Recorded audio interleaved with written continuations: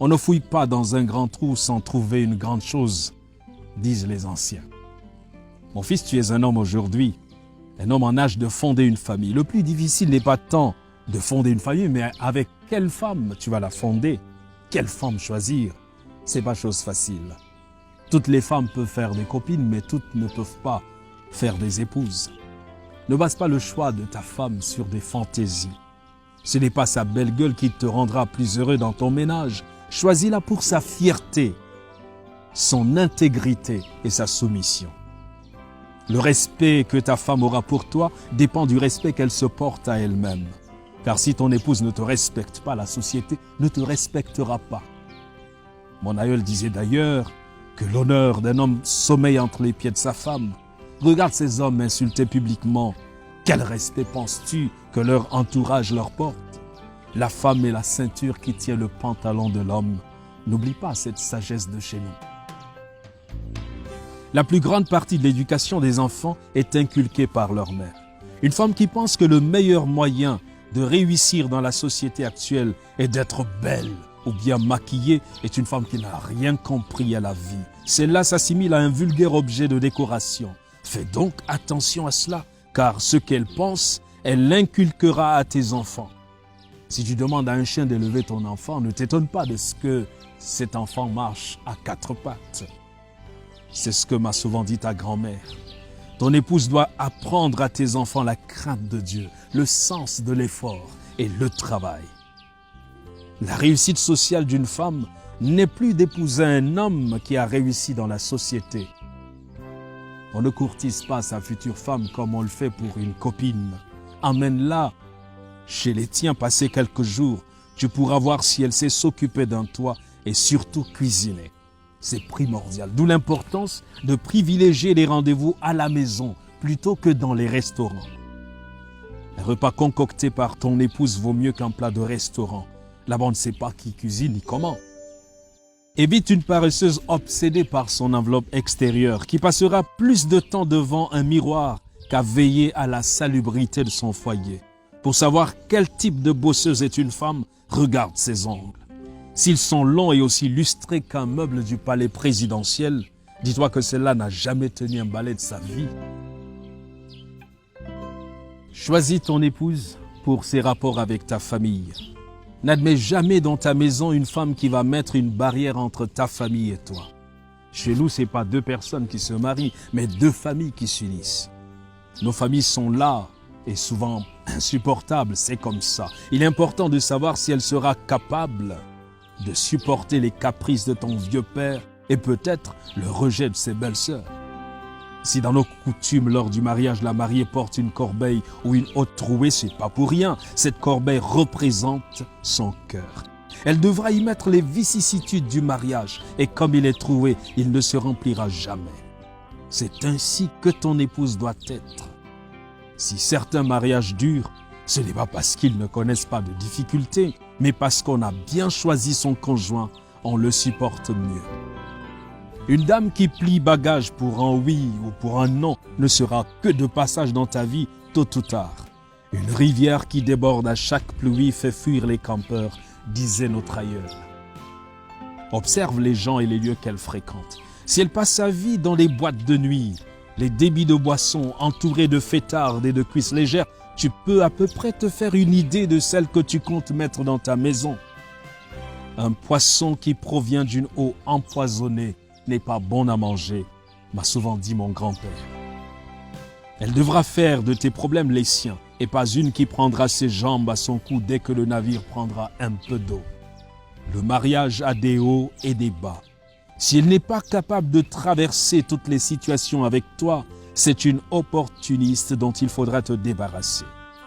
À ce propos, ne dit-on pas chez nous que lorsque tu adoptes un chien, tu adoptes ses puces? Si elle ne voit que les bons côtés, fuis. Pour être fixé, fais-lui part de certaines de tes difficultés, juste pour voir sa réaction.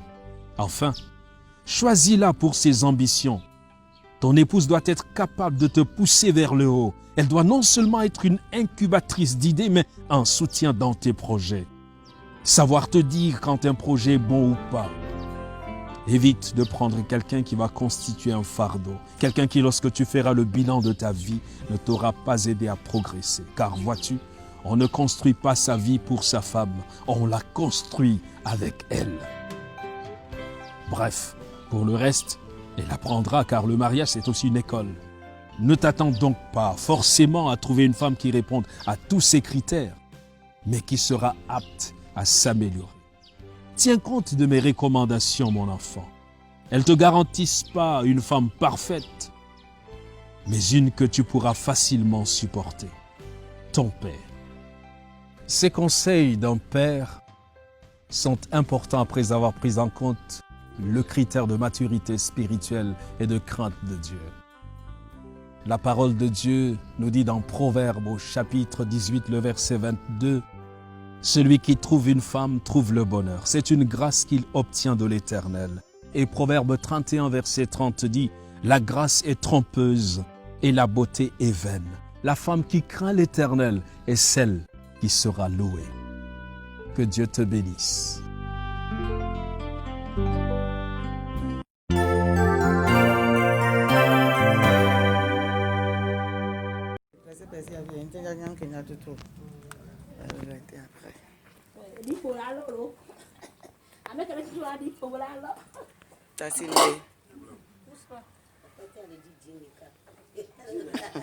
Vidéo, vidéo. Eva.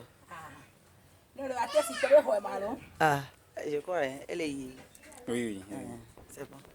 Ago. Amen. Ago. Amen. Ago. Amen. Yo, Tonyo, no yo, no ale do. Nyampatamindo. Yo, mia tono, Tonyo, no mi do yende. Rita.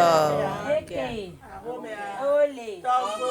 Au fond. Maman. Au fond. On le taji. Au fond. On le lame. Au fond. Mujotan. Ouais, fond, Ebe fond. fagbolo suro. E bien Tonyo ko. E mi do. Enka. Pebe jogbe nyoe. La hoedoa. Hoedoa no sensere. Ton vi pa ba so, no vi pa ba so. Abudu be toku no wa no sensere. Abudu be famille wa fo sensere via ku wa jami ton no fo sensere. O twa maniaba. Twa maniaba. Twa maniaba. Yo mi ba ko no agbe du komere mi atovi Abdul ji. No can't we vado. Ne mi do habobo. Edo tagwa gbani asobo mi do habobo be ni ONG Femme Amida ONG Femme Amida no leme ya mi ona tonti leme mi gba jona fidagban e chan leme ne mi ya we na wa mi afole ntina mi afo ayere ni ye ya mi abe ikona e la fo ame Mi on est ya ma Safia famille. Mi passe à vide les femmes. ye afo e mi na afo no ni hunu ami na no abo ton no ni hun si alo hun gla mi na no abo ve ya ye mi ya so na mi atobi Abdul Fifi e la chon ke gbenu kele mi asia Mira olo, chwak maniaba. Yao. Chwak maniaba. Yao. Chwak maniaba. Yao. Yo, mi ato bi a chwak fo ano. Na ife.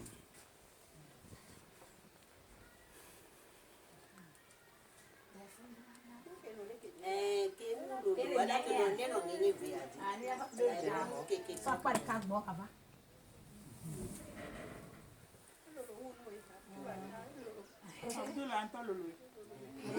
Ya, tava no sansan. Ori de du. Eya, ya to bi abudu mi le chon, o enje fama dan. Ba voa mi le chon no. O la no, o enje fama mi da me so ifie si fie mi oro. Allo? Dera bo nto musu togbe, musu bi oni. Allo? Dera bo musu oni. Yao. Eh de. Voilà. Yo. Le hamea. Minana aha. Minana jean carton de cas. Minana jean carton de cas. Oui. Et minana enveloppe. Enveloppe mi ya sona mi ba so ne be e to la le do, fi la le do, no la le do. Ba so pujo. Mi so ne be la ne drone ne be a opi ba wo fa faji. Yao. Ni nu be la da ku da nu pi ba do fa faji. Ku la igbe, do la igbe lo. Ede eve to ene ato ade ma sire kelo ton chin be ho ma we wa, be envelope we wa. Yo mi gba to na fi la gba. Firagba ya. Mi ya so pe ni Abdul. Mi ba so firagba ba envelope na Abdul be na re. Ne je mojia. Ba so orun ke dure o. Ba so na je moji kwa la be fi le doni. E to le doni. E so le doni. Aho le so ni. Ma jeji gbere o. Ma ve me o. Mi so ga le na Abdul po ne ba da ba lu ki. Na wudu kwa for de ba play ne kwa wudu ba do na wudu do ku here be ko be gala te we na ya ne ba so lo twa maniaba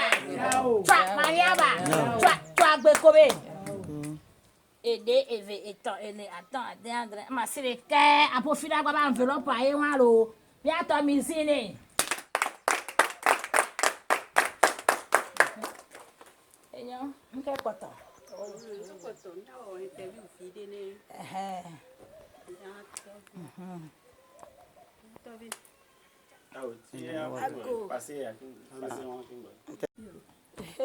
Eh, Butoji. Ago. Amen. Ago. Amen.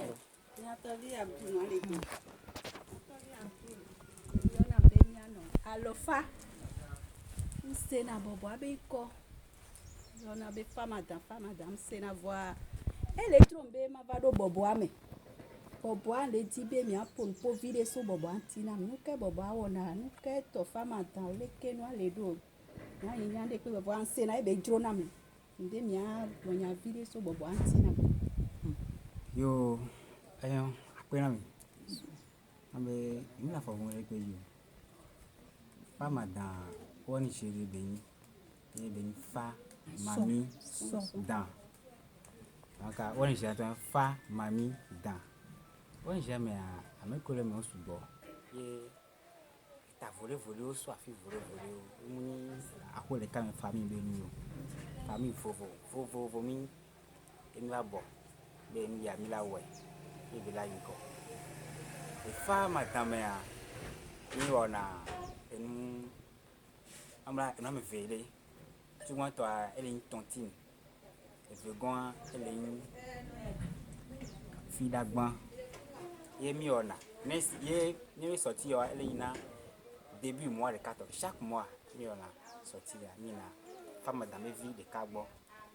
Ennemi ya mi ona fille d'agban pour tontine ye jean carton de cas tine jean ye midnight femme madame wa no be ya do femme madame e won npo yin ko he de pepe Aiko. afodagbeji ko we zo now Nya to bi abdu gba bi ti be nya esu gbo lo. jibibi Fama dan le dibe signification. Fama dan c'est vague, c'est vide. Qu'est-ce fama dan mi a tu be na ko wo na le me. Parce que amere te la va bio se yen to be. mais elle fa mami pour dan ye ko sole kudo voju pote o mati yo pata ni suene le me a mi kana fa bu ko le me mi kana fa le me ni pe ke so ti a mi ona no basi yo ma mi hu no da hu no sa le me voju volo o so gbe fa madame nyanya la gba di bi de vo anya fifi a o mjesi bo nya fi ke mnona o embe ma dwe me em va dwe me va ko mi abe ga o mpo ma de le ke o la va wedo ozo mjesi mo de yo po fa madame ma gbe gbe fi sambe bo ko o le me amaga o le me on to akoya da fa madame ya o da dwe me kudo ejinu ele ma te dwe me ya o ni gbegbe po ejinu no gba na on to me san ke ya ko mo ya tro ko non to ho ye no ve me ya o ma te be ya ho fa madame bende aso jo ye po be la don chan Bravo! mais que ma po le que ma wela dwe mi o nya be ke npo mi le fi a nya o yo na be mi anu alofa o se na e o mjesi mo egbe pe mi va fi va po ya fifi a ni ja dwe mi a de le ke ma o la dwe mi mais que ma po eyan mi no si gba le ko gbon ni a ni be le me no nya o po ji la do fa madame ya ni be nko no to le ma so nya so iwa gbo o la va po eno po wa nya havi mi ka ha be to go ma so nya so yi yo la to nya ko ni joji no nya wa o la do mi yo a pe wa nya le presser la do me pas so npo fifi be o so enveloppe a me velo ka do ji be enveloppe wa mo de pe la o de ka no enveloppe a me ve envelope ya ri ya ne npo be ma fi enveloppe ava nya le di la fi o be ma di a me ke ma po fifi je la do me se de ka chan le ji la a ko do ma ko enveloppe la enveloppe no be go le so po amele ni be haran to be apade ole fifi ke ma te pro so iwa gbo ni ale nya video po ye be la o ma te na numero wa to ko ya po ga o te nlo be o la na numero wa ne mi yin kume vivu nya wo le portable nya wa Ya le kale ja se mu ja bio. Ya to vi ase. mi su gbo va ro amebu ja bi oyan Ya to vi o na ni abe ya no azosi kome. Nya ja bio se be de fika to we le bobo anto mama. Bobo ado pon po fi abe amusa fi afio. Afio odo ni ko. Fika to we le bobo anto mo tutu ne chan ba do mo de. Nche wa yo funu awe ni ko to atere ntin ebe ni ham so fi ele ke wa do bobo mama. yo bozo Yo. ngbrand vai san be ha bo ya wi fa mi ha bo yo Ne. amo le me ole Ghana amo le yo de ole eju vole kala ngba fi ya keke me on be so na afi alo wa be fi to kura nu afi de pe ko so wa fa ma dan ba gbo ale o la do mi fa Ngba se obe azove to chon le mia mea. azove to mi to le kan to chan le fi oyo ne be héritier kao Ghana sauvage Mo se wa gbe to so Ghana ba fi egbe. ele Le ko na mo wan yo. mi to edem mi to Joseph So Ghana ba fi egbe. eva igbende kan ya Amo so come o le fi. Amo so kutonu, amo so kaka seku. bang O le bobo ya, amo so agbome. O le fi. Donc abobo a, le ke ham se yin ko fi a joji na. Wa mi mdie ma jesi fi ke amo so apu. Blonia. pour se clé Eh